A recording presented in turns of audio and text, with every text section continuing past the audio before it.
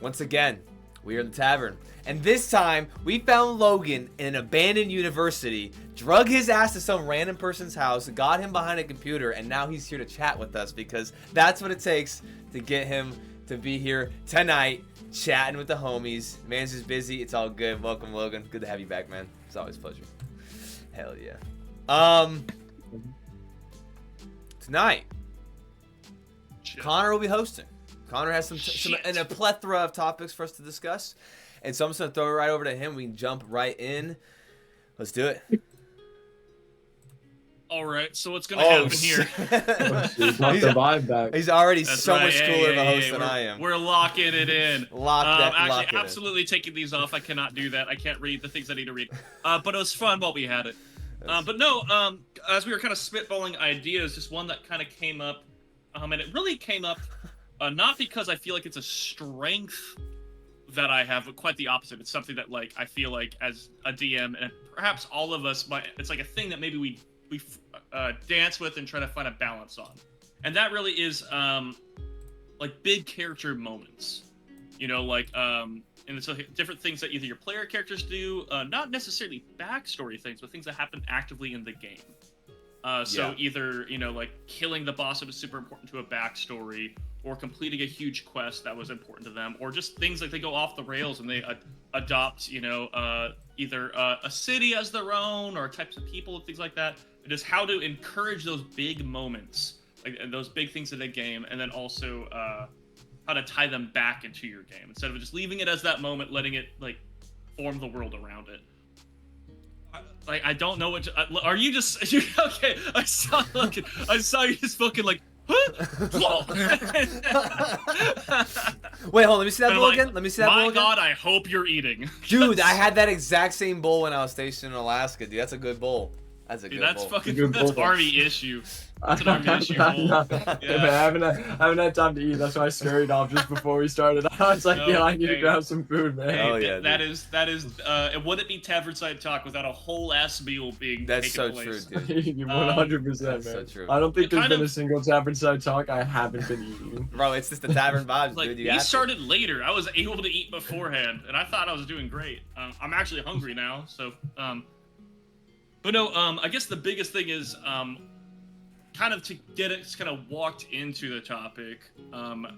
What types of things like have you seen in games, or have you tried to do in games to kind of like either encourage a moment for your player characters, or like things that you just seen kind of organically take place? Because I know for me, like with Axe Emerald, there's been a couple, but for fantasy, I can't rightly remember many off the top of my head. For at least one of my games, I had my players they entered an area which wasn't really inhabited by anyone, and just kind of organically from that, they started to like build up like a safe haven, because they're like, oh, not many people pass through here, so they started to do it, and slowly but surely they started to bring like NPCs along into it and start to build a town. And so I kind of gave them like an open space with not a lot going on in the area, because it was more of just like an in-between spot. They were just going to be there for a little bit and have a few encounters. But they ended up being like, man, this is like a nice place that we're in. There's not a lot going on here. And they were like, yeah, let's start somewhere where we can come back to after adventures. Okay. And the players sought that out themselves, and you just rolled with it. I just kind of rolled with it, and then as that happened and went on, I would end up giving them, I'd be like, oh, like this is like a wandering merchant that is like an alchemist or a blacksmith, and so like slowly but surely I would fill out like different wandering merchants that they would be able to give into offers to be like, oh, we're building a town, we need this in our town, and so I'd kind of give them like throw them a little bone and be like, well, this person does like technically do the trades you need, and they don't really have a stable place to be, and so I try and like build that in as I was building things. So if they went to another city, they might find someone like apprenticing under someone and wanting to work on their own or something like that, where they could go through and build out that town a little bit themselves. Of course, they also just straight up went and kidnapped a bunch of people and brought them to the town. But like, yeah, dude. Yeah. They said the slave trade is good, my guy. Let's start kidnapping some people. Yeah, because the first half of what you said, I could not help but think of like part of why I really like The Witcher 3. When you like, because the first, I want to say more than half of the game, you're just talking to cool NPCs, and every once in a while, like, hey, want to go back to Kaer Morhen for like no reason, and then it becomes a big old fight over there. It's like, it's super cool. And then so you did that, then also like with the side of kidnapping. Yeah. Which for 100%. I mean, why not? That's more people would have been helpful at Karaboran. Let's be real. and then Oh. Do I? obviously you mentioned it in Axiom Run. Yeah. You froze for a minute. You're episode. fine. And, Yeah. Axiom Run. Good old Ben, one of our cook on our ship. We just happened to be going through murdering an area and had it on the Space spot job terrorists, interview. Okay, no. And What honest- happened was Recruitment, What recruitment. happened was it was like a 2-session long combat encounter. Like just a whole town of shooting and looting, and multiple times they'd be like, "Stop! Like, who are you?" And the person would go, "I'm this kind of guy." Like, and I like as I'm going, because like it's like in between different rounds, I'd start writing out a backstory for this random guy, and like 2 separate times, like, "Hi, what's your name? That's interesting." Stab in the heart. And then they go kill the boss. The guy just to the left of the boss. They do the same thing with. So I'm like, "Oh, my name's fucking Ben, and I like spaghetti." And they're like, "We love you. You're our friend. Here's a gun." A random Come with 180 us." turn. A random 180 turn change of heart for just Like I feel like what really happened is just Todd, who he's participating in the game that Nathan's running. His character was there, and he's just like, "Oh, you make spaghetti? I will die for you." This is it, and like he's now a beloved member of the ship. Oh, hell yeah. They're on. Like, banging spaghetti, man. I don't know.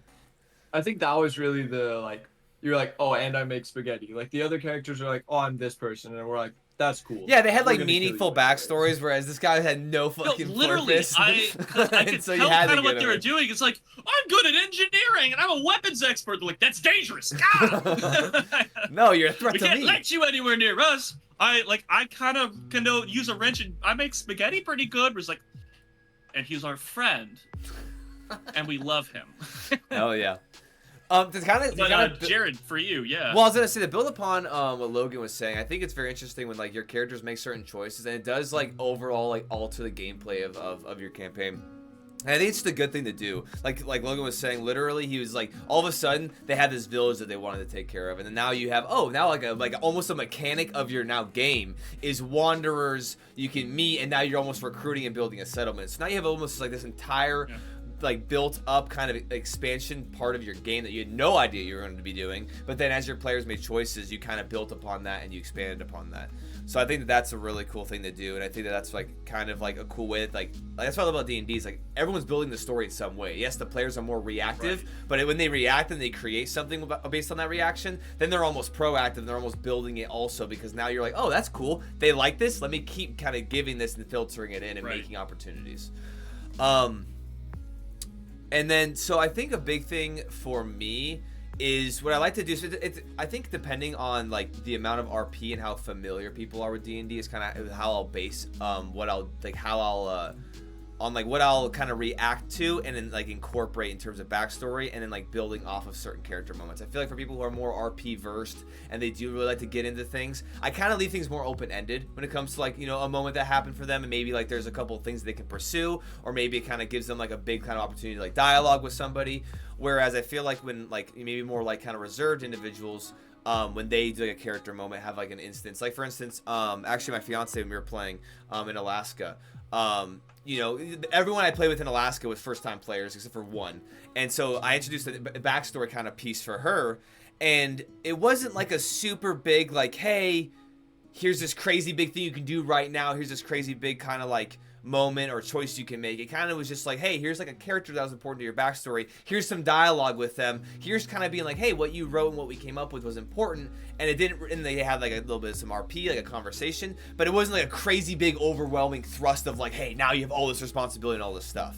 So I really like to like kind of read certain players when it comes to what I do, and when it comes to building off of choices that they make. But I do think definitely ensuring that you just take notes of things. I feel like as DMs we get so spread out with making the story and doing everything, but even noted like annotating little small things, little small interactions that they have, and having it ultimately come back.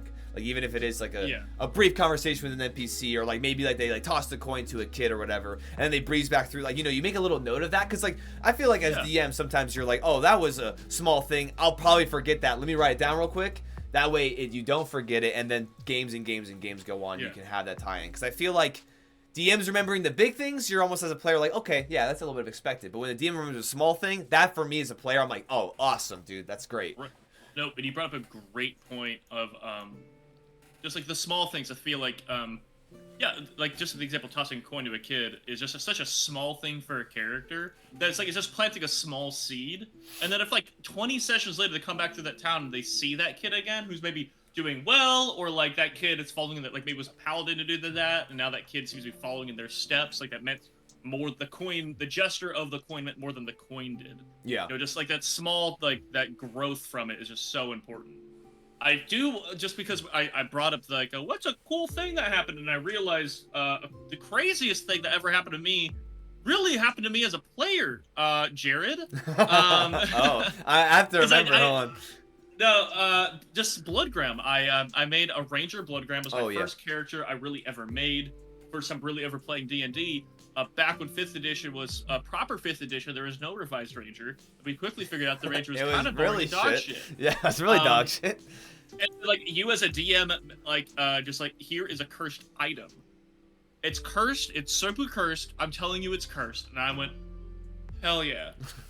Will it give me more power, please? Yeah, I literally want more power. And then just like the mechanics fed into what the character was, which had a little bit into the backstory of the character, and like it just created its own moment of like that character's immediately and quickly going down a dark path. Yeah. Like my character, I should have never taken more levels of Ranger in hindsight. I should have just went Warlock. Yeah, because this man was like, I'm just murdering people in prison, just like, oh, it charges with souls? Stab, stab. Yeah. Like I want to see if I get a cantrip out of this. But it created this huge thing for the party and all that, and I kind of bring that up only because huge things for characters I normally think of as just like what's something that's really important the character is doing in the story, but mechanics tie into that a huge bit, because like there's a player at the other end of that character, and people tick with like, is the number gonna go up higher? Am I gonna hit a little harder, more consistently? Fuck yeah. And that's what I did, the slipperiest slope, and it was so much fun. And also the efficacy of cursed items, or just magical items, to like, that could be a huge thing for a character, especially if there's been a drought of magical items. Like, here's the sort of, your soul's gonna be flayed away in about a week, but it like has a guaranteed crit, and it's like, yeah, I'm gonna take that immediately. Your crit drops, yeah, your crit range is now 19 to 20 instead of just 20. They're like, yeah, I'm selling my soul for that. Give me that sword and let me meet the god I need to pay, because I'm gonna fucking crit on him and see if that happens. Hell yeah. I also think something too is like finding players that are really driven to help push the story along with you, because all of your players obviously like want to help push the story along with you. Or we hope. Usually you can tell during a campaign. Or we hope. Yeah, there's usually like, I have found one person like super invested in specific areas that you're in, because it changes depending on where you are, because like there's different people who get more invested in different areas and different story points, and so seeing the player that is like super invested, and I like to hinge some of the things on that player like helping me push it forward too. No, absolutely. And working with that without leaving out the other players, but just like knowing that, oh, I need to like push this forward, I might throw a bone to this person. Yeah. Absolutely. I feel like there's one time we kind of intentionally did it. I want to say for like a one shot, we tried to plan Jared, or I don't know if it was run, but there's like a one shot or something we did where you're just like, hey, by the way, your character's gonna be leading these other characters to this area. Like, I'm gonna give you like advanced information. So that was a very intentional choice of like, oh, you're a PC, but you have a little bit more advanced knowledge. And you're kind of guiding the story in its own way. But a lot of times that happens naturally. I can't remember. It was like I was making a ranger for like a side quest. It might have been one of the many things we have planned, talked about, made characters for, and then never ran it. No, wait. Is that the upcoming second part of the Frost Trail where you? No. This is years ago. Oh, this is a while. I happen to remember it was like actually I think we did run it. It was at Andrew's parents' house, like around that table, because I think it was something crazy. Dude, I remember we got Jake to play with us, and he immediately turncoated. And then because I was an Aasimar, Scourge Aasimar, I had this damaging radius. I knocked him down, then just walked up next to him, so he auto took damage and died. I'm like, all right, next thing, and then just it was the one where I remember how it ended because it was so crazy. How it ended was our friend Eric Richard disguised himself as a Knoll captain and went, "Hey, every other Knoll here, let's go kill the shit out of that red dragon." And all the way, oh let's do that! Yeah, because I was playing a blood hunter.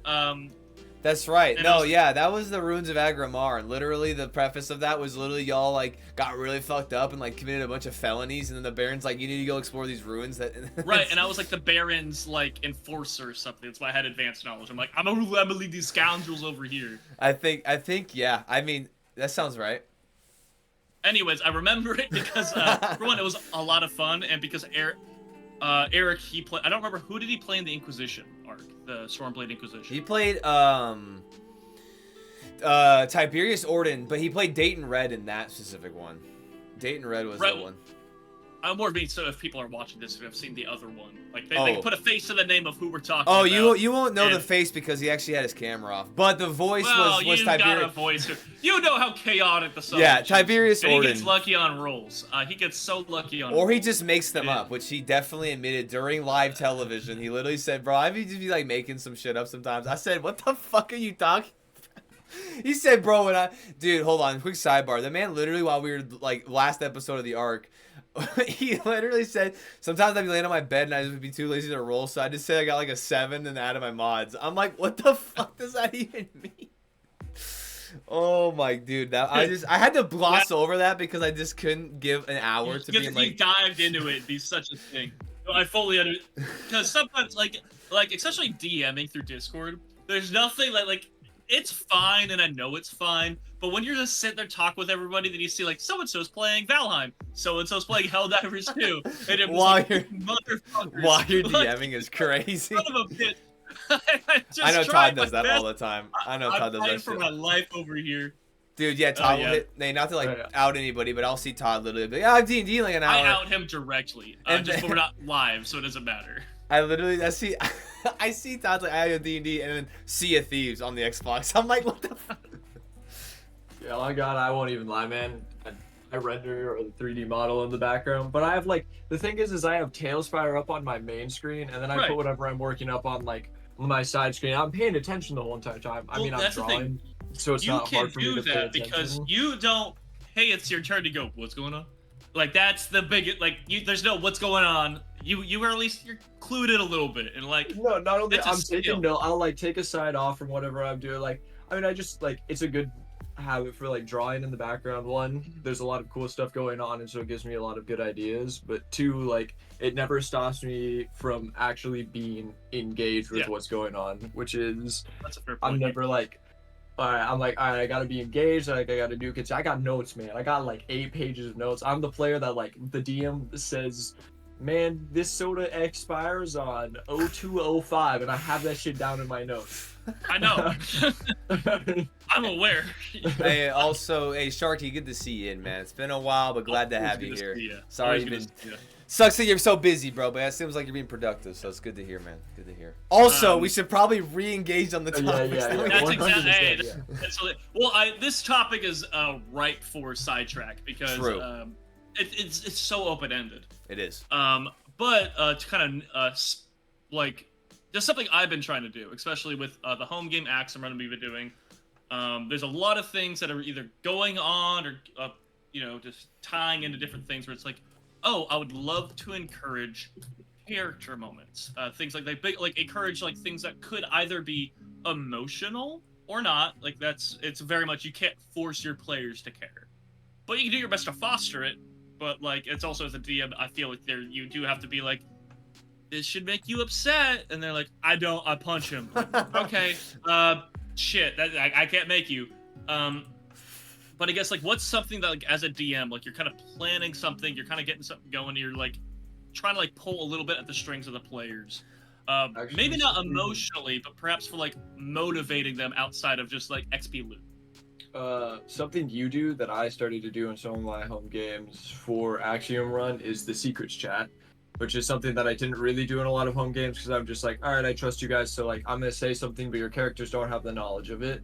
But having a secrets chat where like I go and I side off and I tell one player something is the most motivating thing for players for some reason, dude. You're like, dude. I don't know something, and I feel the need. As soon as someone goes into like that secret chat, or as soon as I pull someone off to the side, I can immediately hear my other players being like, they're like, dude, what's going on? Like, we have to like know like what is happening. And so I think hiding some knowledge from some players is definitely something that I do to get players more invested on learning and like trying to figure out what's going on, because they don't like, not everyone has the knowledge, so not everyone knows that, oh, we need to go and we need to like go through this dungeon in order to find the scroll. Like I might tell a player something about a different character's backstory, and so it's not fundamentally important to them, but then all of the other characters will start exploring around the area in order to try and figure out what that little piece of information that they forgot is.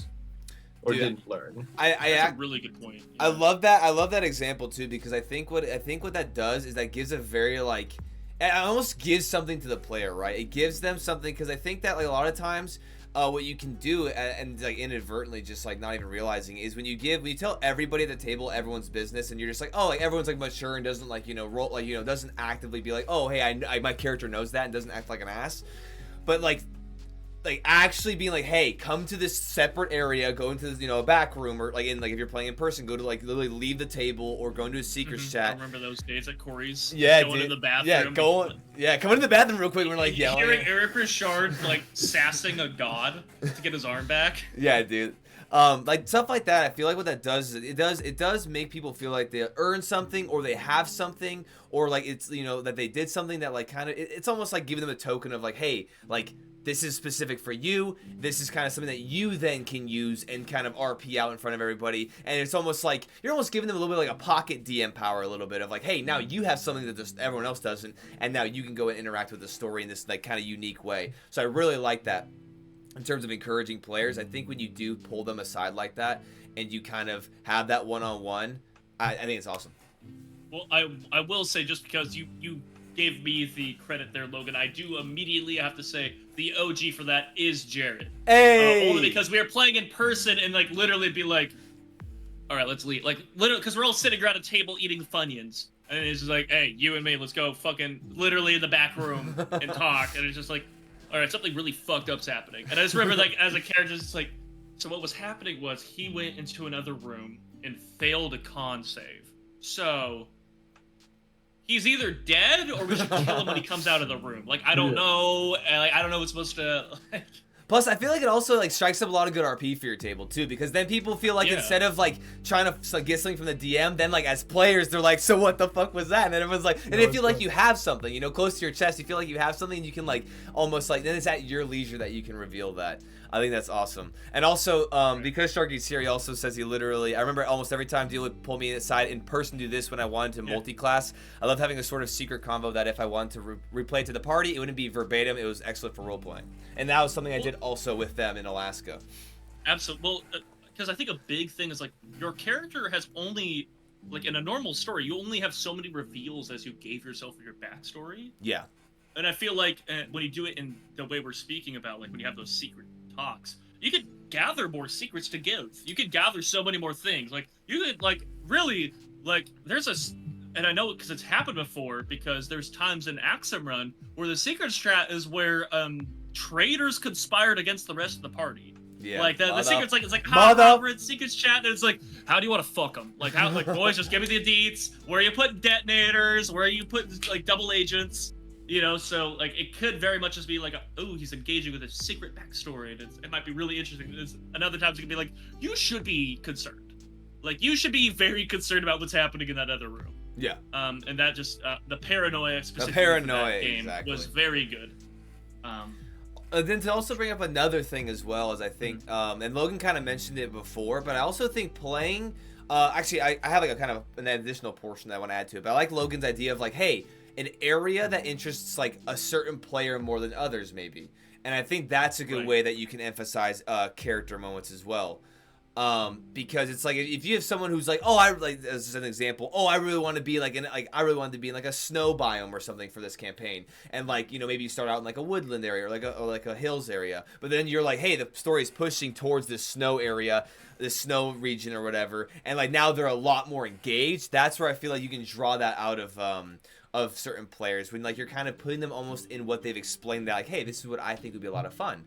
And to kind of caveat on that, I think honestly what really helps, especially for new players, is kind of having a little bit of dialogue. I think sometimes as DMs we really want to be like, oh, we'll reveal only things, we'll only do certain things like at the table, or we'll close it off until you as a DM reveal it. But I think it does help, especially for encouraging character moments and for players to come out of their shell a little bit, or to kind of take agency of their character, is to kind of have a little bit of conversation like, hey, like, what are you thinking? Like, I mean, for instance, even Todd during the Frost Trail, he literally was like, hey, so like, I know Sir Derek's a fighter, but like, and like, I know it's been kind of revealed that like, this is like an angelic, like a celestial prison or like a celestial building, because you guys didn't know it was a prison at the moment, but oh, this has ties to like, angelic entities. I was thinking maybe multi-classing as a paladin, like, and like we had like a brief conversation. I was like, I got you. I already have the exact thing. Like I knew exactly what it is, but he just asked off, to the side, and then I was like, absolutely, boom, and it didn't take away from the story. All it did was build the story, and I think those conversations are great.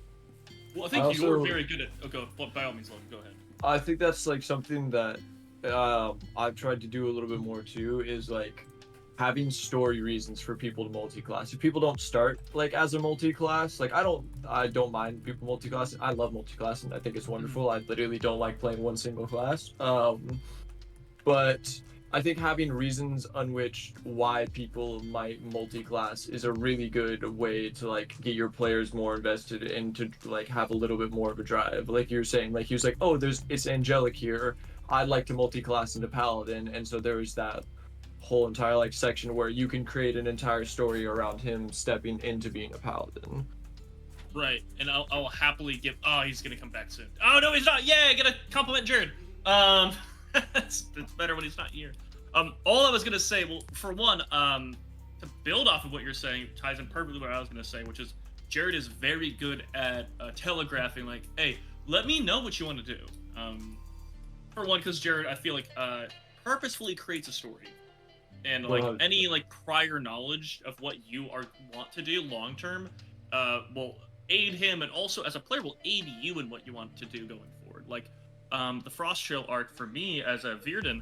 Like, all I wanted to do, and he knew it from the get-go, I want to get my shit and get out. That's it. And then it worked out great, even for, like, there's a story beat there briefly. Hi, Jared, I'm complimenting you. Oh, sorry, say it all over again so I can feel cool. All right, Poppy. You can watch the playback, man. Oh, yeah, my just watch the playback. Yeah, let me anybody go. who's missed it, if you came to the stream late, watch the playback. That includes people who are present. Okay. Just in case you missed a single part, make sure to watch the entire stream all the way. Please, do it again to make sure. And then also, we don't know if closed captioning works. If you've also missed the first 26 episodes of Tavernside Talks, make sure you watch all of those to make just so that you're up to date, and every arc episode too. We are like perfectly on track all of the time. They'll make total sense. I promise. Oh yeah, they all correlate. Yeah, they all correlate. Yeah, no, they're solid. 26 episodes. Yeah, I was about to say that seems like a wild number. Bro, we've literally have 26 Tavernside Talks, dude. I know, it's wild. Yeah, this is 27, I think. Anyway, what were you saying? Sorry, I did not mean to cut you off. So all I was saying, well, for one, just to give you a summary, because all I was saying is you are really good at telegraphing to the party. Hey, tell me what you want to do going forward, because you want to aid them in it, and you want it to tie into your story well. And as a personal example for Virden, we do from like session 0 or session 0.5. Hey, my whole deal is I'm here to get Ice Dexonite and probably leave. Yeah. Like, that's kind of my thing. And the only conversation we had about it really going into the game was, do I want to continue with that same character? Because either I'm going to get it and go, or I'm not going to get it yet, and then we go into part 2. Yeah. So it's like, for one, as a player, tons of freedom to do whatever I need to do, but also like communicating with you to be like, hey, like, I'm letting you know beforehand that I want this, how do we make it work? We happen to have, again, a 15-pound scimitar of Ice Dexonite. Yeah, bro. Everything you need in one semi, bro. Everything you needed, baby. And it worked out great. For one, like, for what the joke of the 15-pound scimitar worked great for my character. Because you're just like, hey, either it's not good enough, it's not pure enough for you to do what you need to do, or it is. Like that's to be fair, I didn't really depends on retcon what you it. need for the. It went down from 15 pounds to like 6 or 4 or whatever. I looked up. Hey. The cocktail I made is called the 15-pound. No. It will forever. I wish I was, because I only started clipping ARC episodes like for highlights after the Frost Trail. I feel like we could got a lot of good ones, but. We had so many good. Well, for 1 minute, let me get back to it. Just while we're on this topic. Also, I have a list of all those things. Sharky said play all the episodes at the same time at 2x speed, so it sounds like a cult chant. I think that's a very good way to intake. Yeah. Brother, I don't think you even need the other episodes. I think if you just listen to it, it's getting culty. No, I have from that campaign specifically. I have a bunch of things. Oh, the drinks. Nouns made into drinks. But more to the point is communicating, as you're saying, with your DM about the things you want as a player. It helps the DM give you those story moments, because sometimes they're really organic. Yeah. Like as you're saying, finding a spot on the map to be like, oh, let's make a home here. Let's make a place we could go back to and rest and build up a structure. Then other times it's just like, just like later on I want this multi-class, and you can make that a meaningful thing instead of just like behind the scenes on paper. By the way, I can smite now. Yeah. Well, I briefly heard Logan talking about multi-classing before I left, because Danny had gotten back and Nox was like immediately like up and like out to go say what's up to her, which is why Nox wasn't on cam, because I knew he was gonna leave. But maybe next episode we'll get him back. But I do think multi-classing is a great, like even you were saying, Connor, with like kind of like upping stats, upping points. I think multi-classing, that's why in any of my games, and I kind of encourage for those that DM and you don't do this, I love to give RP story-based reasons as to why characters multi-classing. I will very, very, very, very rarely, maybe on a special occasion, will be like, if one of my players comes up to me and says, I want to be a cleric, and they're like a fighter or something, and they're like, hey, I'm taking a cleric level. I'd be like, well, like, I mean, I'll talk to them. We have a conversation, of course, but I'd be like, I would prefer if like players would come like ahead of time, like, hey, this is what I'm thinking. Like Todd was saying, I want to multi-class the paladin. Yeah. Let's give a story reason, because that I like so much more than being like, yo, dude, I took an 8-hour sleep and now I believe in God, and you're like, wait, what the? Yeah. Hey, sometimes that happens. That happened to me last night. Hey, that's also true. Hey, that do be happening. But I think that's a good way to do it, and I think it's a good way to have those conversations ahead of time and kind of making your character do things maybe outside of what their original kind of backstory and their character traits that they had originally made up, and it pushes them in a direction to make choices, because if you're like, hey, you kind of have to earn your second class, they'll be okay, how do I do that? And then it makes them kind of do it. Now obviously as a DM, if you're gonna do that, don't be super strict. Don't be like, you now have to do impossible tasks. It's like the Borderlands 2 quest where Claptrap just tells you like 17 impossible things, and he's like, you have to get 700 million moon rocks and then kill Skagsuck, the Lord of the Devil, and you're like, what the devil? And you're just like, he just like lists like 47 different things. Now that's where you gotta have a blend, but yeah, I think like having something where people can do, but also not like making it achievable, but like not too difficult to do is always a nice thing, because then they actually feel like, they're like, oh, I did something and now I have this secondary feature. yeah. But, or you can also like, I've had players before they multi-class, like they spent a bunch of time like planning heist, like breaking into places, stealing things off of people, like running like counterfeit stuff places. And they're like, hey, I think I might want to like multi-class into rogue. And I was like, no, that totally makes sense. Yeah. You spent probably like 2 months already doing a bunch of rogue Exactly. stuff, so it would make sense by that like you 100% are rogue, because like I want you to be able to multi-class when you want to multi-class. And if you come up to me ahead of time, I usually like to give my players, I'm like, hey, either this session or this session you're going to be leveling up, by the way, so they have time to look at it over a couple weeks, because players are notoriously bad about not leveling up even if they have 3 weeks to do it.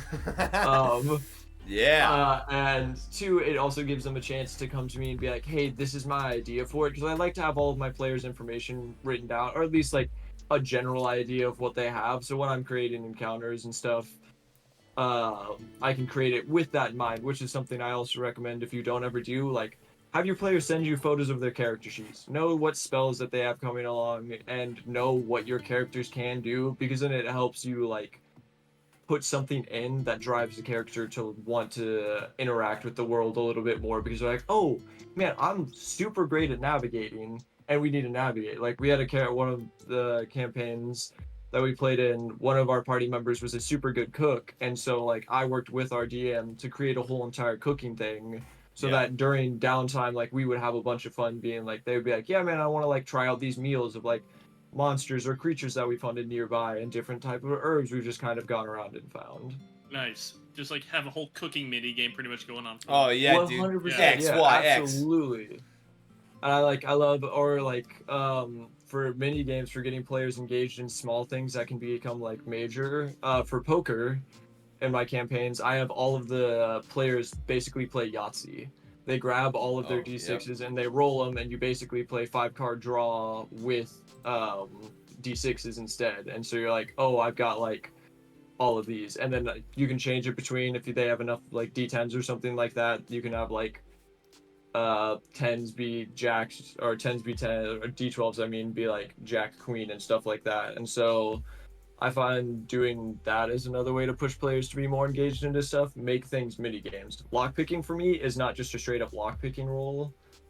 It is that style of Yahtzee too. I change it depending on how hard or easy the lock is. Oh, interesting. I give them different types of like, oh, it's a couple D4s and you have to get this combination in order for it to be a thing. Or it's a couple D6s, and the harder the lock is, the more dice there is and the higher number that the dice are. That's cool, yeah. And it gets like people who are good at lockpicking or people who are good at certain skills to be more engaged at what skills that they're good in, rather than just being like, oh, like I have a plus 12 to lockpicking, I'm literally never gonna fail it, and it's just kind of a side thing to go through really quick. Especially when you get that ability where you can never roll less than a 10. Yeah, you just and you have a plus kinda... 15, so it's like never lower than a 25, and you're just like, what the? Yeah. So for that, I go through like with the lockpicking one, I'm like, you guarantee get 3 of your dice to start. So if a lock has 3 or less dice, you're guaranteed gonna get that lock. Other than that, you have a really high chance to get the rest of the dice you need to unlock the lock. Right. Okay. So I think mini games, it's a great idea. Takes no time at all to make. It's a fun little thing. Your players are like, yeah, dude, let's do this. Yeah, I feel like mini games will. I don't really mess with it. I literally, like, you brought up the poker example. I do like the opposite. I'm like, yeah, you're playing whatever gambling game, and what's gonna happen is you're gonna roll a d20. Sorry. Like that's like almost always how it boils down. Also the opposite. Don't get like, I'm like, we're having fun with money. Roll these dice, and we're gonna get past it. Yeah, I mean, depending on what you're doing, like, I mean, when we're doing that in action run, like, that's super nice. I love being able to fly through it because we have a lot of other things going on. But it's when you know, like, I'm like, oh, I would rather just get through this encounter.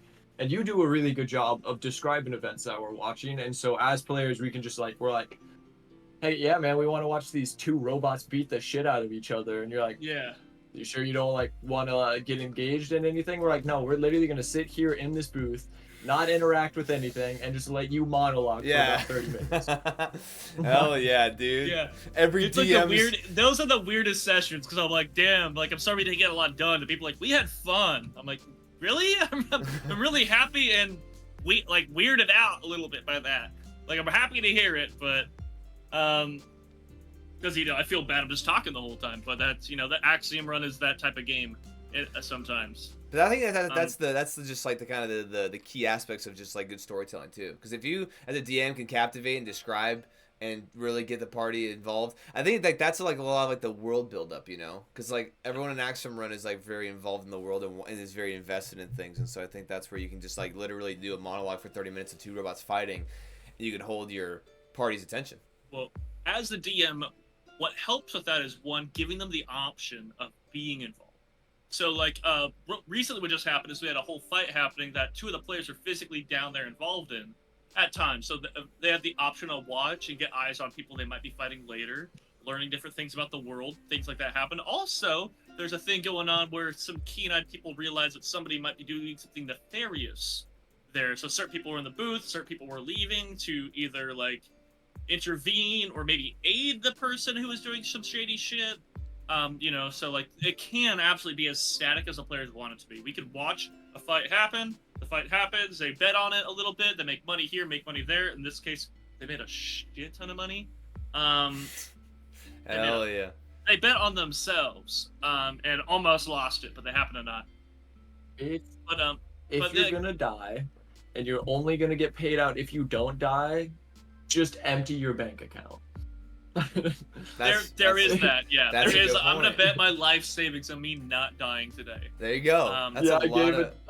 I was like, I'm gonna bet this exact amount of money. He was like, that was like a exact number. That's the entire amount in your character sheet, isn't it? I was like, 100%, man. I'm gonna die and I'm gonna lose all the money, or I'm not gonna die. And I'm gonna triple it. Yeah. Hell yeah. Yep. But the only thing I would say is for having in that case they're watching NPCs fight. For one, have numbers in your head for what you're doing. I don't recommend having two character sheets that are going and fighting each other. I recommend having this person is this fun ability, this person is this fun ability. Ballpark ACs and HPs, and roll die. Just roll 2 d20s. Doesn't be more complicated than that. Just narrate it because the numbers of what's happening do not matter as much as the description of the fight. Nobody cares if he had 150 HP and this guy had 75, but this guy's AC was higher, but he also had an evasion, and this guy had a flamethrower. All they care about is big guy had a flamethrower, little guy had a bunch of knives and moved quick, and then describe that. That's as far as you need to get with it. Make it fun. Especially since, in my mind, which Logan, you might even recall, I described this guy having this super badass fucking sword. Just dude, the sword was didn't do anything anybody else ever seen before. It's oh, dude, this guy has a fucking, he cut right through, titanium and shit. But it also could, deflect. It's so cool. The dice said he's a bitch.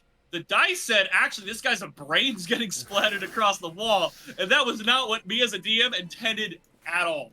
But that's what the dice said. I'm honestly, yeah. He has a cool sword, but his reflexes are shit. He's getting brained. And we're going to move on. That's the breaks. That's what happens. Hell yeah. That's also something I enjoy about, when all of your players aren't ever messing with their dice rolls, is sometimes you're this is gonna be the easiest thing ever, and then you absolutely fail terribly at it, or this is gonna be the hardest thing for my player to do, and suddenly the dice are rolling good. Especially too, with my luck, it swings. Either one session I'm rolling amazing and I roll great the whole entire session, or the session afterwards, I literally don't roll higher than a 7 on my dice. I had 2 in a row where I rolled 8 as my highest roll and I was just you had advantage too, yeah. Yeah, with advantage, still failing. There was one I was I've got advantage on this roll. 2 nat ones. And I was you know what? It's the way it is, man. Hey, I've decided I'm gonna fail, man. That's what I love about D&D, man, and these role-playing games. Yeah. It's literally that level of, and that's why I think it's important to also have failures of the dice be not even you're necessarily your player messing up, but environment around you. It could be your player is so skilled at something, but they literally something breaks. They're climbing a wall, dude, a rock breaks and you fall. It's that you couldn't control that. It makes it feel less like a loss on your for you as a character, and more of an environmental, just ever fluctuating thing. Yeah, because there's something about making a character who is a plucky young kid setting out for adventure, and it's okay with that character if he gets in that one, his grip's wrong or something, he swings weakly, or he's unsure about his movements.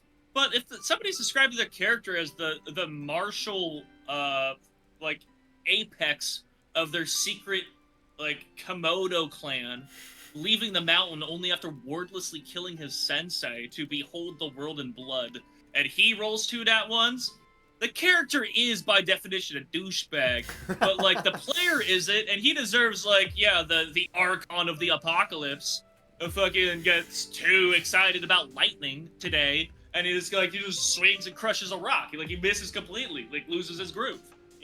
Describe it for one, the character should fail, and it should be funny. Plenty of times that's how D&D is.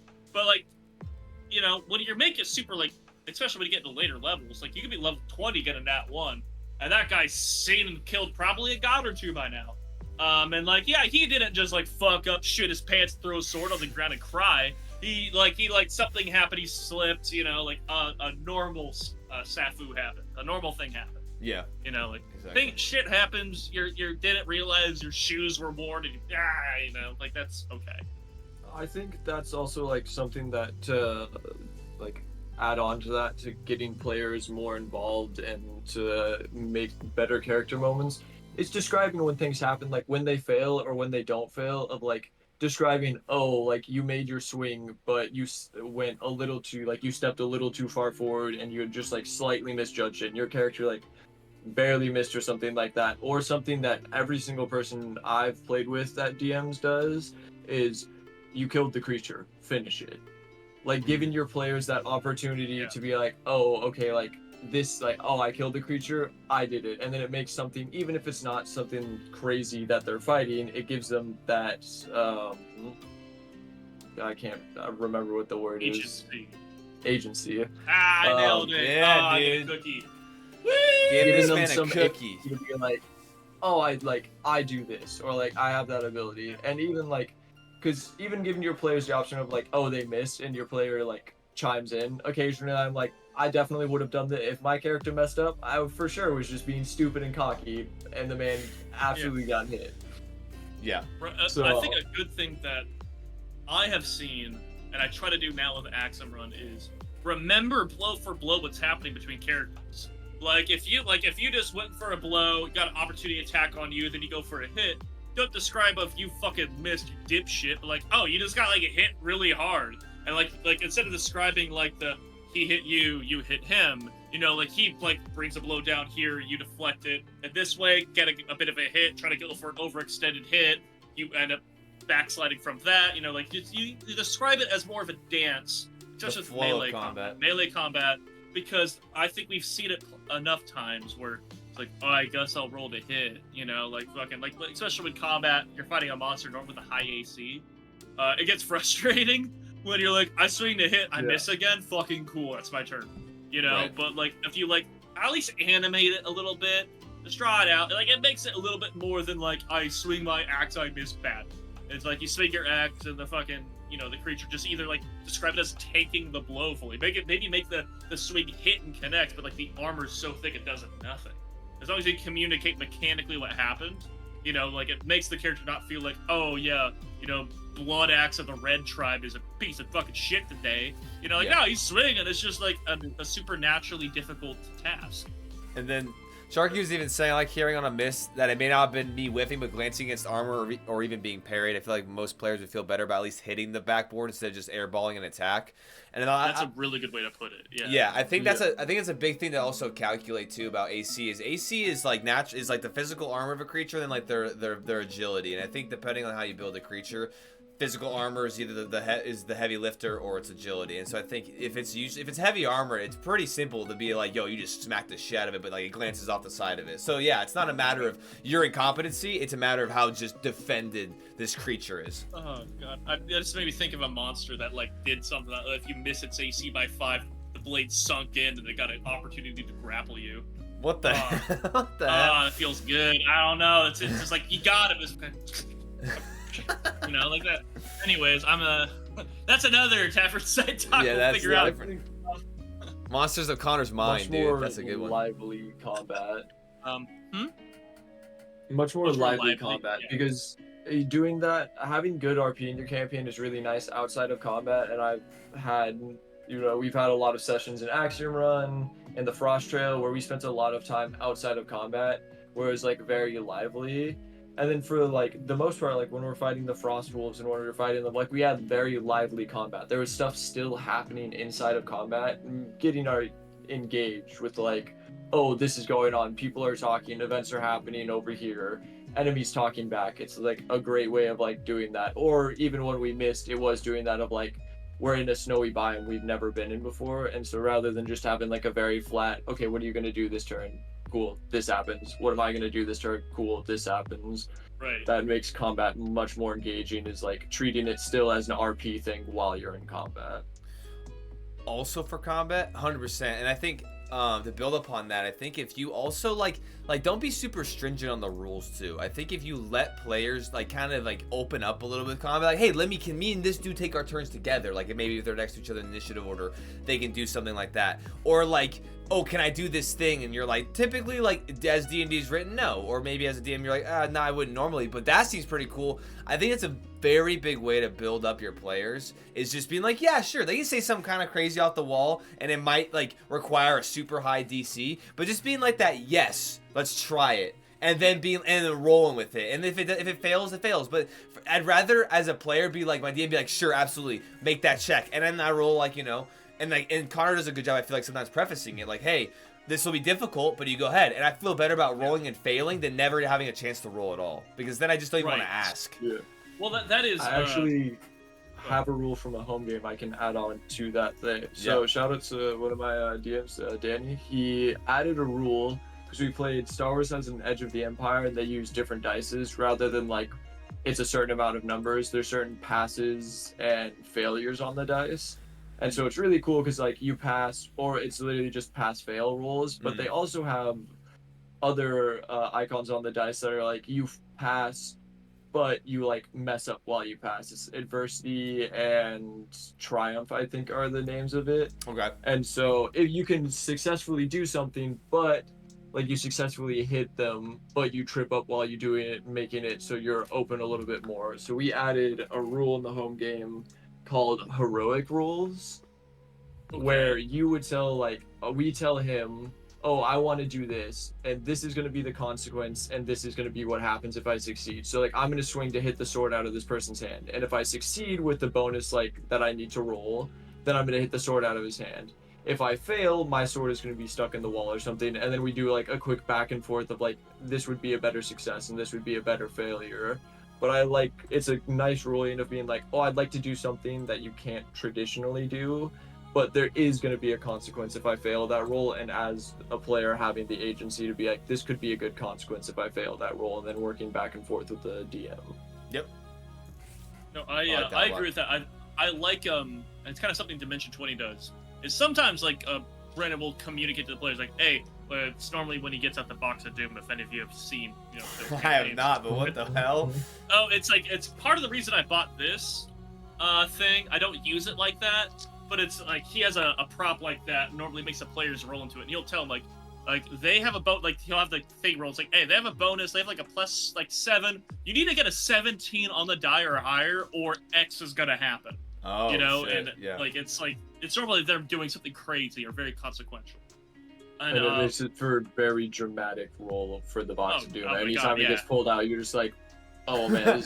You're like, oh, then it's just gambling. My favorite role still, if any of you have seen Dimension 20, Starstruck has my favorite version of that role in the game. Holy fuck, it's so good. But it's something I try to utilize in some way. I don't have a box of Doom. Sometimes I'll roll in Tailspire if we're on Tailspire. Normally I roll myself here and do all of that, but if it's like a huge thing, like especially if it's like a set piece happening. Yeah. Like we had one where somebody was like automating like an orbital cannon fucking firing off into space, hitting spaceships. I rolled that for everybody because like it's fucking like, here, let's see what happens, and it happened to get double nat 20s. And holy shit. Get some shit done. Which was awesome. But no, I like communicating, like especially when somebody's like really reaching. They're like, I would like I know it's a dexterity save. What I would like to do acrobatics to, it's like while doing that save, instead try to get this done. I'm like, okay, DC's higher. It's good. Like you need to roll fucking high to make that happen. But you can try that. Yeah. You know, and like I want to let them know. Like there's been times like Todd very recently had something where it's like, I want to do something pretty dumb. Like, okay, I need you to roll a stealth check with disadvantage. The DC, I think, is 30. Like, that's like, this is the situation you're in. Yeah. Here we go. Right. I don't think you gave him disadvantage, but it was still ridiculous. Like, he needed essentially like a 19 on the die to pass. Yeah, and I remember, and I remember also kind of going on to that too, Connor. Something I really enjoyed that you did was also you'll do like, hey, you can do either or. DC is dependent on what it is, right? So it's like, hey, if you want, like, say I need you to roll a technology check, like for instance in Star Wars 5e, it's a technology check instead of I think Arcana or something. But regardless, and so it's like, hey, I need you to make a technology check, and so I forget who, but it's like, hey, I'm not very good at technology, but I'm proficient in fill in a skill. Can I do that? And Connor's like, yeah, that's totally cool, but like it'll be a different DC because you kind of have to do like a little bit of like a workaround, but he still allows it, and I love that because it lets players use their skill sets in a more broad range of things. Yes, it's a little more difficult, but it still gives them that agency instead of being like, oh, you suck at technology, loser, you should have spec your character better, idiot, and then you just like kick him to the curb. It's like, I don't feel very good. Well, two things with that. Go ahead. I was just gonna say, skills a lot of the times, like being aware too of skills and trying to use a wide range of them is also something that is like super good because I'm not great about that as a like there's like 10 total skills that I actively use all the time when I'm having my players do stuff. And I'm like, I've started to try and get better about being like, animal handling is definitely a skill that they need more than just when they run into like a stable horse or something like that Right, kind yeah. of deal. Right. Like I have a thing on those skills. For one, I've now made sure I offer it pretty often. But one thing I do, which I like a lot, it takes a little bit more work as a DM. You have to kind of like be aware you're asking the question what it means. But I now do something like the DC is different, and the information or consequence of what you're doing will be different. Yes, yeah. Like, Than if say you would have someone's like, done it. I wanna perceive that guy. I'm like, or I want to insight him. Perceiving is very just visual information, getting all this stuff. Like you're seeing things with your eyes. Where insight's vibe, you're getting all this stuff. So, information, like as a DM, you might know there's very similar information, but also by all means, give them fucking misleading information. Give them give them like, hey, this is like something that like really matters to what's going on in different ways. This matters to like your, and whatever's going on. Especially like, give them something if they fuck up the roll too. That's normally what I try to do. You got a 3, that sucks. You get this. And also, I don't know, like, I like letting my players get something, and sometimes, depending on how they roll, I will, informatively lie to them, is another thing I like to do there, but, you were just like, they're just going through they get like a 3, I'm like, you feel like it's gonna be like this, and like, they know and I know that Yeah. That's what your character feels like, and you do whatever you like. Exactly. I think all these things, though, kind of as we're going through, gets into like a very like, which is important, a microcosm of like character moments, because there are certain things that you're giving characters a lot of ammo with these different moments and things, with this kind of either special attention or special circumstances to let their character shine in different ways, or let their character kind of like choose to fail in certain ways, which is just as important. Wherever you roll with a die in D&D, I feel like it's an important thing that, especially when you take the role-playing aspect of the game into account, means a lot, no matter what. If they really fuck up a roll, it can be just as interesting as if they ultimately succeed. Yes. The weight. One thing that I was trying to, like, think on, and I feel like this is brought up, but I do want to bring it up again only because it is a fucking puzzle to me. Sometimes you really want your characters to care, like from here. You want your characters to care about what's happening. You want them to be kind of emotional about what you're trying to do as a DM. Okay. And Jesus fuck, that's hard. Especially, we kind of draw from a similar well of people in our games. Yeah. And I feel like it's like, especially when it's the boys getting together, having a fun time. You got Dick fucking McGee out there shooting shots, killing thoughts. And like, he's not interested in crying over an orphanage's fucking famine. He doesn't give a shit, But like, sometimes you still want to foster what you can about that in the game. So a kind of a question, and also just kind of be like just begging for an answer at a certain sense. Hell like, yeah. how do you? Right what are things that either you feel like you've successfully done to foster that, or what are attempts you have made to try to make that happen? Like, get your characters emotionally invested. As a player, in a long running campaign, I have definitely cried during certain events, and I think things that like helped foster that is the growth of something with a player. Like like we ended up on one, found a tiny little dragon and raised it all the way up, and as I knew my character was dying, like one of the last things that I saw was that dragon, and my DM like made sure to like state that something that had grown around the players for a long time was like, oh, it looks over at you and it like gives you a knowing look that you're passing, and I was like, yeah, dude. All right, You're dude. like, It's good, man.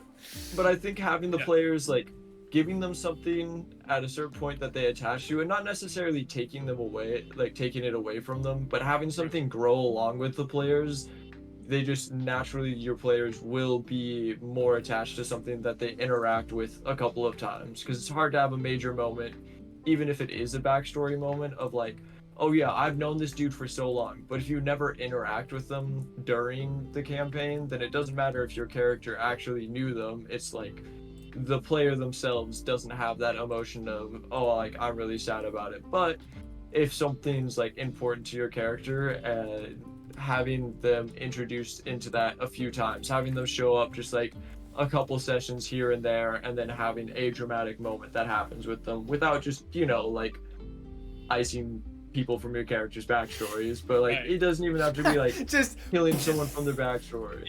Yeah. I feel that is a very important note, even though we're giggling, because sometimes a DM does see a backstory and goes like, and here's a hit list, and I'm gonna go through and just mark them off one by one. right. But no, I feel like growth with your characters is a huge thing, like having something grow with them. Very good note. And to emphasize kind of what Logan was saying, and to build upon that, I've literally the first time I ever cried in D&D, Connor, you bastard, was during the Red Mire, dude. And I will say there's a lot of more emotional investment, I feel like, for me in that situation. Outside of what my other people experienced, one from like the first one, some spoilers for the Red Mire, so if you wanted to watch that, either listen or don't. But regardless, is literally Todd's character, obviously, he ended up dying. But and that was obviously an incredibly like emotional point because obviously our characters were related in a certain aspect. But like for me, what really drew it out was like that's my brother also like playing this character, and for me it was more of like a not only is my in-game character's great uncle passing, and there's obviously a lot of trauma with already having people pass in his backstory, but also like this is my brother, and like damn, what if my brother like I almost got a little bit of, like my brother's dying a little bit, and that just rocked my shit even harder. So that was something that sucked. And that kind of drew it out a little bit. One thing, just because I only remembered it somewhat recently, but originally you took the curse with a natural 1. Yeah. And he happened to know a ritual to take that from you. So that was another thing for me that made it kind of like intense, where it's like he literally chose not only to die but to take that hit for you. Right. Which was something that, considering Todd's character in the entire Red Mire, was not something I anticipated at all. Yeah, and that's one of and then like that emotional moment too of like because Braff was like, nah, dude, like Braff was already like kind of like fucked up because he let his brother die, and so he wasn't gonna let someone else do this. But like having that dialogue with Gallon beforehand, and I wanted to emphasize with Logan's point is like a DM, the biggest way you can cultivate these experiences for players, especially if it's loss or growth or something kind of emotional, because you can have happy emotional moments. Don't get me wrong, but obviously loss is a very big emotional kind of thing you can pull out. But slowing the game down to have a moment for a character. Or for a character, whether it's a death or it's like an emotional moment, like like reconnecting with maybe like some people in the backstory, but slowing the game down, and I think really getting super detailed, I feel like is where you can pull that out. Because I know for you, Connor, like during when Gallon was like slowly withering, like I really wasn't even like comprehending what was going on, because in game mechanically I was like, oh, like yes, he's like yes, what is it? He can't recover hit points. But I think because we spoke about this, and I think you like he was hurting, but you're like, oh, but he's sleeping, so it's fine. That's right. You didn't realize he was still taking exhaustion every time he slept. That's right. No, yeah, because he was taking exhaustion points, and so in my mind it was like, oh, he's got like 6 and he dies. But you're like, no, he's also not like healing. It was a mechanical thing that I wasn't realizing. And you're like, bro, day 3 comes around, and you see him, and he's gone, and you slowed the game down, and you were like, this is what you're seeing, this is what you're witnessing, and then you kind of let me and like me and Gallon kind of have like a moment before he went to bed the last time. And then also you were kind of like, and then you kind of pushed out like for Todd, like, hey, like what did maybe Gallon do? Like you kind of almost like orchestrated this moment, giving characters opportunities, explaining in depth what's going on, and magnifying the situation. Because you can literally like you can have any emotional or any event that could be emotionally like heavy, and if you just gloss right over it, it doesn't matter. Like players will kind of be like, if anything, it'll be more of a shock reaction of like what just happened, and then they'll be kind of like pissed off because they don't know what's going on. But if you let it slow down, that's one of the big thing I think that how you can get that is just like really as a DM kind of letting the game just almost go minute by minute, and then I think really emphasizing kind of like what is your character doing in this moment. And I really like what we started kind of doing, Connor. I believe you started really doing this, but like what is your character thinking? What is your character doing? Yeah. And I think that just having a player be like, okay, what are they doing? And then talking it out, that also really gets it going too. Well, one thing, on that specific note in the Redmar, I still remember viscerally because I'm like so much in Game Master mode. I'm doing this thing. For one, like just fully transparent, I felt so bad about how I was killing Galen because it was, and I was so aware of it. It was the type of campaign it was, but I'm taking a lot of agency out of his hands. I'm telling you, this is gonna kill you, and now he's dealing with the consequences of it. And I feel bad about it. Yeah. And then you got emotional. That was a very much of a. I've like felt like. I feel so bad right now. Like I feel like the biggest like I'm like started this campaign like I'm gonna kill you, ah! And then like I'm killing one of you and someone else is upset. I'm like, oh fuck, man. So I appreciate that is a fond memory we can go back to. Like as a DM, I'm really happy to hear that. But one thing you mentioned is the shock, like a death, a quick death that kind of just happens, because that also happened in the Redmire and it was very intentional. Is when Cyrus died. Yeah. Where she had this big fight against this monster that had this aura of silence, and like Cyrus was kind of like in a way, like as a DM, this is the NPC I have, is like gonna kind of anchor you guys emotionally a little bit. He's gonna kind of be a more positive force for different people and kind of moving things forward. And here his brain gets splattered across the floor silently. All you hear is when it gets outside of the aura is a little slap of blood on the wall. That's it. Yeah. Like that's all you get, and everyone went, huh? And then we kind of had to continue. There was no time to stop, and I went like. And it's good to know, like, there's absolutely time and place for shock. There's time and place for shock and death. 100%. But the time and place is not killing a player character. Yeah. Like, there's yeah. shock. If a player character dies, even if by accident, if a player character dies, like, during a fight, like, make sure to, like, set that time aside and give them a second to, like, because you are, you're losing a character that you have played for probably a while. I mean, sometimes it does happen that you die pretty quickly after making a character, but a lot of the time you've played a few months of that character, or even sometimes like it was like 2.5 years and I had a character die after 2.5 years, and like that's like it takes a second to be like emotionally okay after something like that happens. And so giving the player dying as well as everyone around them a chance to like have a moment before that character passes, even if it's in the middle of combat, is something that's like really good for slowing it down and being like, this is like a moment of where like I'll pay attention, something dramatic is kind of happening. Absolutely. Player character deaths. I haven't had, obviously the Redmire that happened, that was somewhat recent, but in our long-term Axum Run campaign, the only death we had somewhat like that was when Corey's character passed. Fucking brutally, I will say. Yeah, dude. He got styled on. But yeah, player deaths I do like a lot, especially for character motivations. It's not something you, as a DM, want to engineer to happen, but it's something you need to be okay with happening. Mm-hmm. One thing, because I brought it up as like a statement last time we were talking about like big bad evil guys, different things last session, is I made a point that I thought on more, and I think it applies here. That point simply being the very broad statement of there's a time to plant seeds and there's a time to harvest. In some way, shape, or form, I said something about that. I am not a reliable narrator for my own brain, so discard it if it's not accurate. But I think especially when it comes to emotional character moments, you can't have the big payoff of this cathartic killing of this, like demonic spirit that was influencing your family. You can't have those really rich moments of like giving money finally back to the people who like lifted up your character for all these moments and all that stuff, without first having the character go through the trouble or through the weakness and vulnerability of that. And as a DM, you want to allow that for the character. Like, you can throw them a bone. If they don't go for it, they don't go for it. But there's times, like, as like the characters like need to either be vulnerable or weak to then feel strong and glorious, like getting through those things.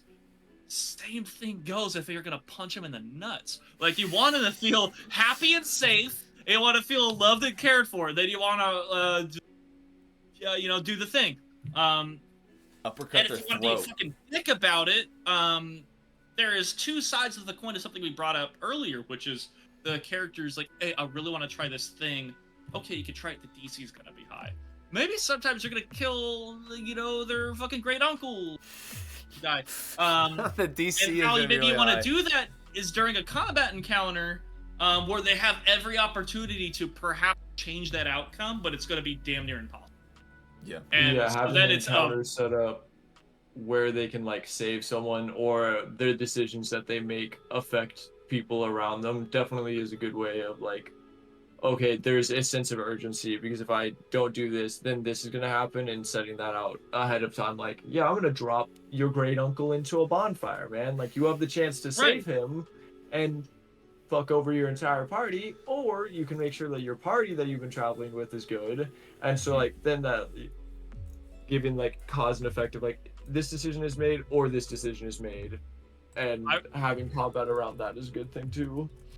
And so I remember one time this actually probably accidentally happened, but absolutely happened for me. It was on the during the White Trail, when there was the Ice Wolves came for the second time, and I'm just like, fuck it, Kafkin's gonna die. Like my ox is gonna die. Like fuck it. Like I gotta go.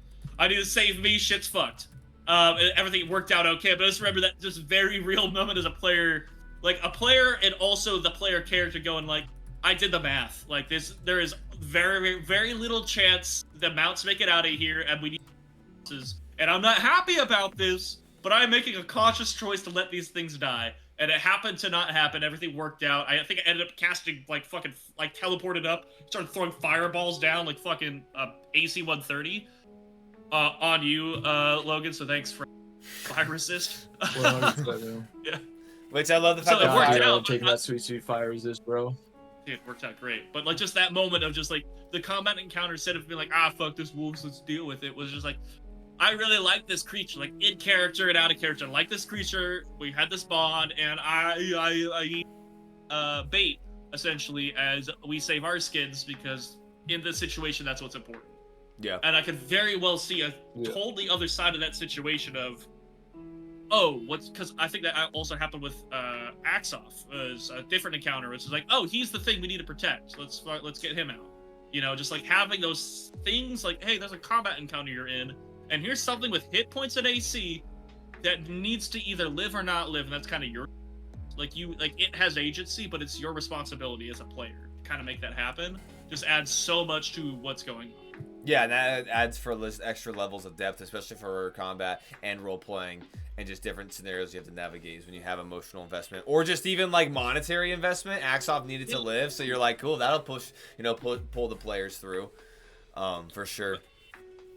I think that's one thing to bring not up. Not only that, but please go ahead. I'm gonna go on a tangent. Combat encounters where it's not just killing things. Yeah. Like having alternate routes to combat victories 100% will drive your players to have more connection to those events where you're like, this needs to happen kind of deal. Right. If there's something to diffuse in the middle, there's something to, like, a ritual going on you need to stop or something like that. Yeah, absolutely. We've dealt with those encounters before, and they're a lot more engaging and a lot more practical. Like, it's more rewarding mechanically, and then, of course, role-playing wise, it's more rewarding. Real quick. Sharky did mention, I know he mentioned Orok getting his head cut off multiple times in this instance. We talked about character deaths, but we talked about it last session. Yeah. We literally did talk about it last session, but I do find it funny. I find it kind of funny. I really forget that one of the characters that I had in my Alaskan game when I was up there and was playing this with my friends. Literally, one of the characters actually had a character death that I always totally fucking forget because it was pretty early in the game. But they were basically like traversing a crypt or whatever, and one of them ended up dying. But at least they're already in the crypt. Yeah, it's just leaving and they just they're already entombed. But no, Sharky was mentioning, but her character dying is what drove Carl to become a multi-class grave cleric to begin with, so it was fun to role play with. And that's another thing too, is where maybe it might be obviously those emotional moments are what you want your characters to kind of experience when it comes to certain like character deaths or NPC interactions or whatever. But also like how your character or how the players continue or how the world changes from these things is also incredibly important to highlight as you go through. And we talked about this a lot kind of last Tavernside, but like having these things mean something continually.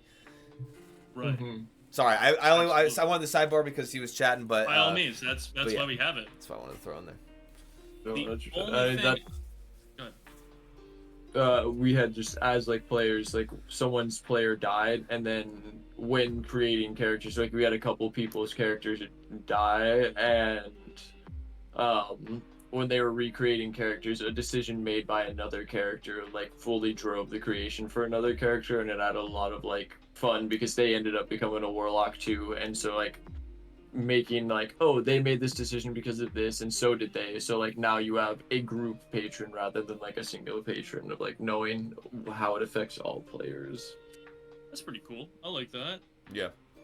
Yeah, I haven't dabbled much in that type of play, but we'll get there. One other thing that I also wanted to mention too, and I feel like it might be a thing that's overlooked, something that I really enjoy to emphasize to my players continually at the starting of session zeros and stuff, is like emphasizing the fact that you literally have full agency over your character. I would say damn near at all times, right? And that goes beyond, like, that goes beyond just like, hey, I want to like punch this dude in the face, right? Like, you know, or you know, you're in a tavern and this dude's like talking shit, you want to punch him in the face. Like, yes, there's that agency, but what I really like to do is whenever I'm playing, it's probably because I DM and I really enjoy, you know, I enjoy DMing, so when I play, I really like to get into it, is like even just explaining your character's expressions, their body language, how they're interacting throughout a conversation. I really love to break up my dialogue with being like, and then my character does this, and then I'll keep going, you know? Because I feel like that adds a lot of just like agency to you as like having control over your character, and that can also tie into maybe cool RP moments or cool interaction things that then the DM can feed back to you, you know? Because as DMs, we really like to explain, hey, this is what the character, this is what an NPC is doing while you're talking to them. But as players, we sometimes forget that we can do the exact same thing. Absolutely, yeah. And so- DMs always, unfortunately, but almost by design, make the best players, or the worst. Yeah, I was gonna say. Mechanics that they create. Yeah, you little shit.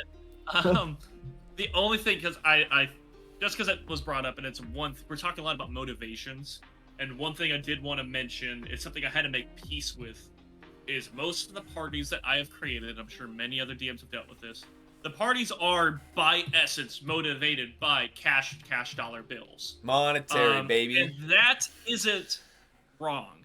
It fucking is. But it's not like a bad story beat. It's not like a bad thing. Your characters aren't in essence bad people. You as the DM put that carrot before them and said, do you want the money or do you want to save the orphanage? Like, I can buy better orphanages. Fucking let's get that investment in. And there's nothing wrong with that. So like if you're realizing your characters are motivated by money, that's a motivator. One thing you can do if you want to like really play with that is have somebody like not pay them, or steal their money. Like play with that bank account. It will piss them the fuck off. So don't like do it like don't do it like too much, but like be aware of what you're doing. Like if you take something away from the player, it's emotional when you take, like, it could be sad or happy when you interact with part of their backstory. It is devastating. It is aggravating, and it is infuriating when you interact with their character sheet. If anybody's ever run Shadows and let them know, oh, you actually, hey, Logan, sorry, you're actually losing 2 strength now. You don't have 2 strength. Like that, just like a freaking, what? Like, you gotta change a number? You son of a bitch! Nothing motivates me more to absolutely break a NPC in half than if it tries to touch my equipment, man. I'm like, you don't know what I had to go through to buy this shit. I will just throw you in like a demi-plane for 5 years, bring you back out and be like, did you learn from your decision? No, I'll do it again. That is definitely a motivator. I like doing that with the opportunity for them to get it back is one of my favorites. Is like making it obvious that someone has like swiped something from you so that they can like chase them down. But also something I was thinking about too, of like killing off NPCs, because obviously you're like, oh man, that's a nice backstory. That's a great hit list for me. If you end up doing it too much, then players no longer get attached to anything. So it's having a good balance of like give and take with players, because you can't do too much that the players never get attached to anything, or if you don't do it at all, players don't care about anything because they've never had any reason to care about anything except themselves. Just being aware, because part of the part that's frustrating for me about these is both of you are player characters in the same long-term game I'm running, so I can only say and do so much here. But to telegraph at least a little bit of some things I try to do, sometimes I really want you to feel like I like doing big swings. I love doing big emotional swings. Like, and that has to do with entirely with the vibe. Like, I want you to feel super unsafe so that safety feels really good, and I want you to get very comfortable being safe so that when it's suddenly swept out from under you, it's super aggravating. One thing I did, as we talked about, just interacting with character sheets, and something I didn't realize I did it because it was funny, and it pissed everybody off. You guys went to a town, and I telegraphed, like, hey, they're super religious, they got all these things going on, and everyone's like in this setting, that type of people are bad guys. We gotta deal with that. Then they get there, it's like, oh, you guys have like 3 kegs on board? That's insane. Yeah, we're confiscating that. And just the way every single person there was like, we're burning the town down? We are gonna make the headline news and nuking this place. What the fuck? Like, you took my fake booze I paid credits for? Oh my god. That's Just the fastest 180. The fastest 180 I've ever seen. Well, super chill. We're like going through doing all the prep stuff. All right, we took the kegs. We're killing the mayor. yeah, I'm gonna right? kill a bitch. Hey, rocks a slide on his Yeah. Glock. He's like, yeah, someone's dying tonight. So if you want to steal something inconsequential, apparently fake alcohol, 100% gonna work every time. Food too, man. If you have your players eat, man, I've had people steal food all the time. That's been a nice driver. Like anything that your players like actively use all the time that's not super consequential, take that shit, man. Have some random street urchin take Just some start shit mugging from them, dude. If I did that at Axum Run, there'd be a hole through the urchin's chest in about 2 Yeah, seconds. Like there's The urchin no would make way. it like maybe 5 feet and then die a pretty painful death. Yeah. So also know your party. That gets a Yeah, little yeah, bit. yeah.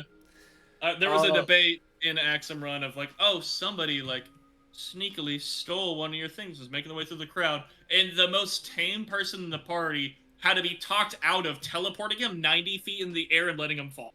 Had to be talked out of just creating the most obvious event possible and just letting him fall to the planet, just like on the ground. So yeah, be aware. Very chill player, you know, doesn't randomly murder people, and he's like, I'm gonna Really? teleport him, and all of us are like, whoa, wait. Wait, hold on. Hey, having your players also kind of help with, keeping other players on track. It's a good thing, too, to have those, It is. level-headed players. But also, Sharky, I do remember this. I think I might have mentioned this a couple of times, but he said, I feel incentive can sometimes be dangerous, though. We absolutely broke Deal's Road to the North arc because we were robbed of some equipment bound, and my obnoxious ass was even gagged. But because we wanted to escape more than riding along, we derailed the whole map for our DM. I will say, and this kind of ties into the whole stealing booze and stuff, it's like, hey, as a DM, if you piss your players the fuck off, hey, just be ready for them to be creative as shit, and just like find ways to be like, yeah, we're gonna go ahead and either rectify this, or we're gonna burn your world down trying to figure it out. Absolutely will destroy anything and everything they have worked on in order to solve a single problem, and they do not care. You have to be aware of the fact that they're willing to burn everything down along the way. Yep. Well, which I think is a really fascinating point to bring up. So we're talking about like, how do we get characters really involved and emotionally engaged? And there is something just so true about the fact that a magic item, money, completing a quest, being successful, just doing all that stuff is a great motivator. Second only to being mildly annoyed by Squib the Goblin, who might have pissed in our mead last night. We're gonna hunt him down to the ends of the earth. We're gonna let the Lich King have the fucking country. We're gonna hunt down Squib and braid him on the wall. I don't care. And then that's a whole thing, and like that's just a great fucking it's a terrible motivator that works every time. I always like to say Squib sounds real close to Squee, and I know you didn't like Squee, so I feel like you're kind of like underhandedly like kind of talking shit right now.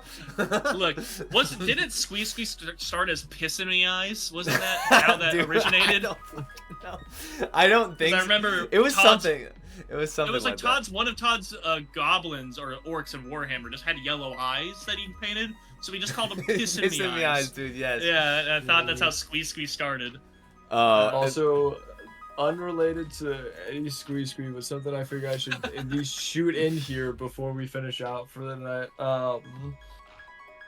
Is when creating characters, I have an interview process. I have a list of questions. When you're creating my character, I'm not like, oh, you need to write me out a backstory and stuff like that. One of my DMs did it. I really liked it, so I started doing it. It's a list of questions. It's like 20 questions long. You sit down, you have an hour with me, we talk it out. and then I have a backstory for you. I never have to fight you for a backstory. You and I have both agreed on things, and we've worked it out together. Yeah. And it's just like I was looking at some of the ones please. that I'm really interested. I was asked for the last one that I was a player in that I really like that he asked. But it's who's influenced you most as a person up to this point, and how so? Saw many there had to do And it. that's so something like that, or like where is my favorite one, which is always the first one that he's asked that I like to ask a lot too, is adventuring is hard. Why would you leave the comfort of your own home and join this crew? Yeah, that's good. That's great. a good one. It is like the straight like go to it, but it's like 14 questions is how much he asked me, and I usually do between 10 to 15 questions, and it's questions like that, like who's important, like what are people who are important to you and why are they important to you, why did you become an adventurer, like there's many more comfortable jobs where you're not putting yourself in danger, are you like okay with dying, if not then that should make some decisions that you make wouldn't be, oh, I'm gonna run into 20 people shooting guns at me. Yeah. Like I'm maybe gonna make a different decision. And so I think doing that with your players is a great way to get around the fact that no one will ever give you a backstory. Well, I have almost got all my backstories for the game we've been running for about 18 months. yeah, you're never So- gonna get all of them. Joke's on whose you. mind do I need to read, man? I got you. Evan. It's That's always with the Evan. backstory. Evan. Yeah. I got it, man. I will say one thing I like about those questions though too, and I think ultimately a lot of times it's not players like being late. Well, sometimes they might be lazy, but I think sometimes it's not necessarily like that your players aren't creative. I think sometimes you just need to help kind of cultivate, and have them. And I think asking those questions and having that dialogue helps them start thinking about it and helps them start like turning the gears in their head and start figuring it out too. And I think as a DM too, you do have a leg up a little bit because you like can build the world, you can do all these things, and so I think actually being like, hey, why don't we have a dialogue? Let me ask you some of these questions, and then you can be like, hey, here's the world lore that I have in my brain or I have written out, and then we can start tying it to things, and that way it's like, hey, not only because it can be kind of hard if you're just like, hey, I'm in this world, I need to make a backstory. Okay, let me go ahead and type some stuff up. I'm not really sure if this would fit in the world, so it can be kind of daunting. So I like those questions because then one, it makes them think. Two, you can bounce ideas off each other. Three, pretty easy to incorporate your world because you can be like, well, I actually have this thing. What do you think about this? And then you can be like, boom, and then you can instantly ground them into it. And not only that, you send them like you give it to them. You're like, here you go. Here's like the page you and I both worked on. And at any point, you guys can work on it, like, again, and they have all of that information they gave you. Or, like, we played with players who are notoriously bad about backstories, but when they were playing after those interview questions, they were like, here's a backstory that I wrote with all of the information that you and I worked on, because those are more of, like, bullet points kind of deal. It gives them that, like you were saying, the framework, because not everyone sits and writes 20 billion years worth of lore. You're exactly. Like, this is the last 1,000 years in my world, and I was like... Yeah, they're like, read up, bro. Man. It's like this thing's a binder, and then you're expecting these people who are just like, this is my first time playing a role-playing game, and you're like, why the fuck can't you just write a 46-page synopsis of your character's reason why he hates his mom? What? I remember one time I was like really proud, and this is like just for players. If you don't write backstories, haven't written backstories, here's a way that you can fuck over your DM. Because perhaps you have a DM like Jared who's like, you need to justify like multi-classing. You need to. Well, maybe the first character you wrote was a ranger, and maybe for no fucking reason, you wrote like 14 pages of backstory, and you're like, I want to multi-class into a bard. He's like, why the fuck would you want to multi-class in a bard? He's like, page 7, paragraph 3. Oh, yeah, that's right. Backstory. Actually, I was a minstrel in the king's court for about 20 years. My concern. Yeah, you're like, there it is. Grounded, bitch. There it is. Like, you just, because, and I think that's also a good note of like, hey, it's like one of your friends may be interested in DMing. Well, how fucking long is his backstory? Because that's a good note of like maybe kind of his building too. Yeah.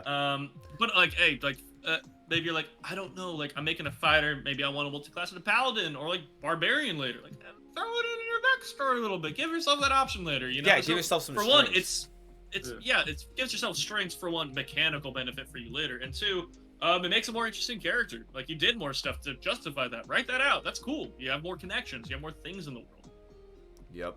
Okay, real quick. Sharky says, Lamau, every party is one bad decision away from buying a bag of holding, portable hole, and nuking a continent, which is also Yes. true.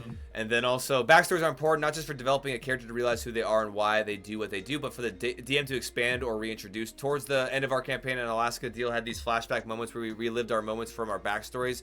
I got a little choked up getting to play Dragon Chess with my father again. Oh, that's right, yeah.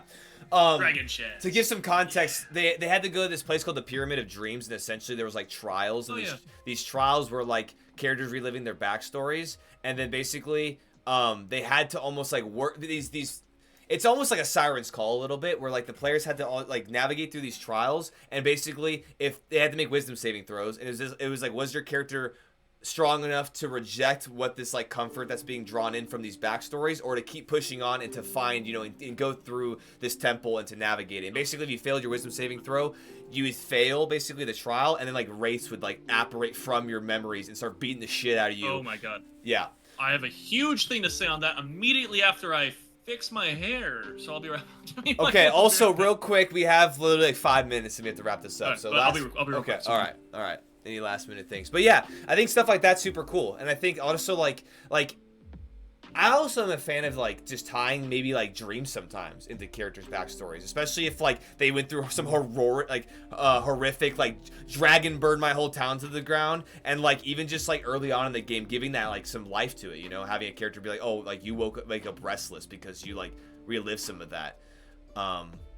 I think that's pretty cool too. Yeah, we did something Connor did that was pretty good. If your characters take like any like they drink too much or they take spices for Star Wars specifically. Like we had drugs. someone like accidentally take like a spice drink. Like they were expecting to just have a normal drink and they went through some super traumatizing stuff. If they're cooking, man, on like if they're super drunk, or if they're cooking on some random spices, they have no idea what they're taking.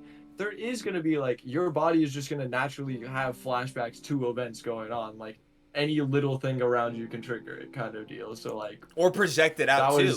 And you can even like get like hallucinations of like things that are happening, and then your character does something, and then that can also draw RP moments out of your players. Like, why'd you like stab that dude 46 times? And you're like, yeah, it's because he had hallucinated as my old boss, and I, you know, he kind of beat my ass when I was working for him, and so yeah, and that draws that out, you know, kind of sprinkling things in like that.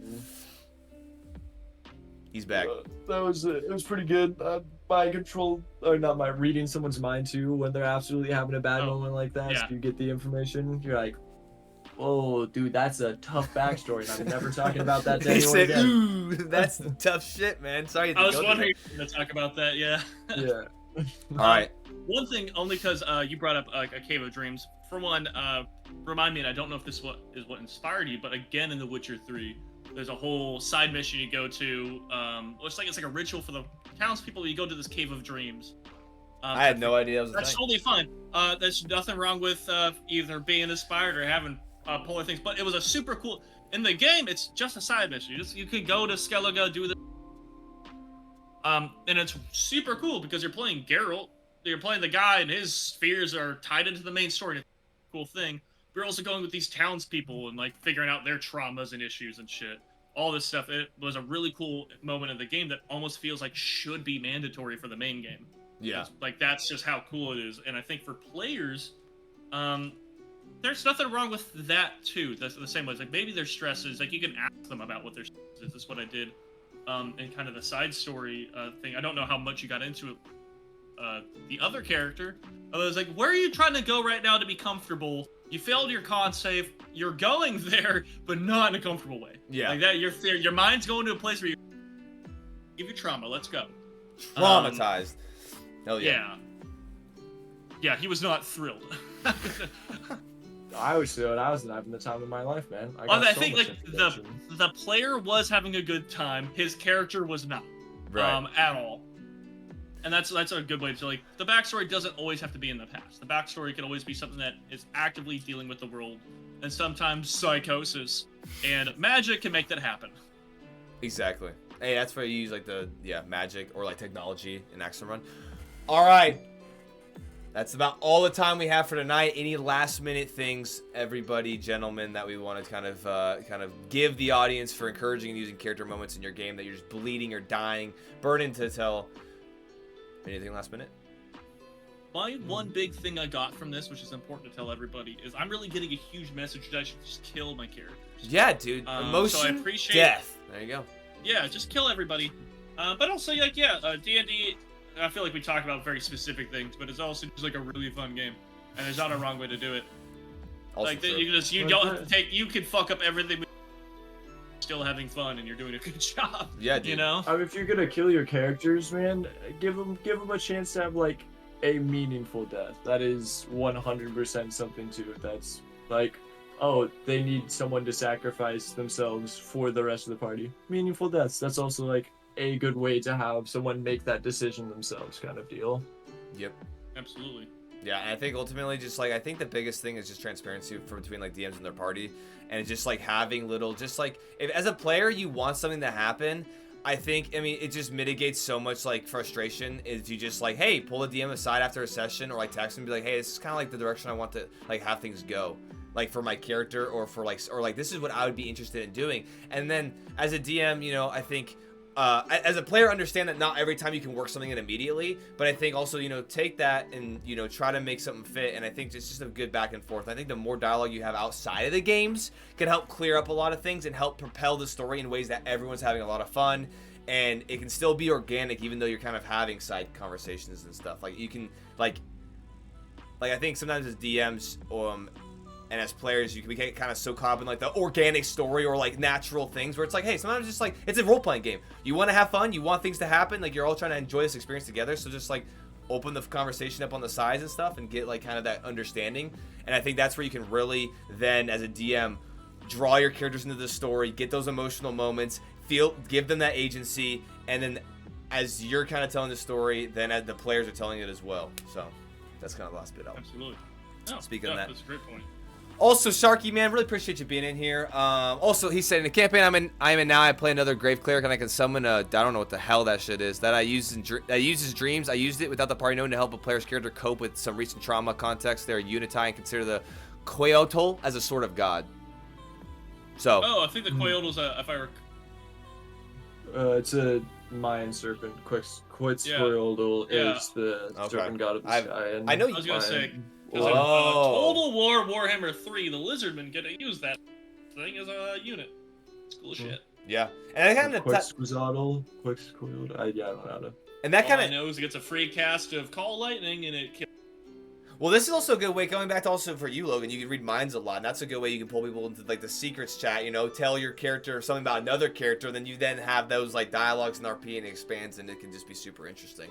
Because, you know... Yeah, we're having a lot of fun with mind read in the accident. 100%. It's a great time. The only problem is, like, certain people have seen me do it, and so they know the tell when I do it to someone, and I just have to, like, silently try and side off without getting asked questions that I want to answer. It's also fun when the enemies do it. Yeah, that's another thing too. Is like letting enemies. Mind reading. Yeah, enemies like.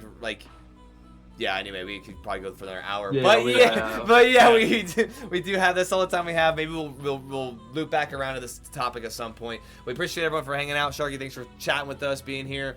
We hope everyone has a wonderful rest of your night. It was great having you here, Logan. Hopefully, we can somehow keep you out of that university abandoned basement, get you into the fishbowl, and have you just hanging out with us. But obviously, life is hectic for everybody. Immediately Of had to go. fishbowls, man, It's like 140p.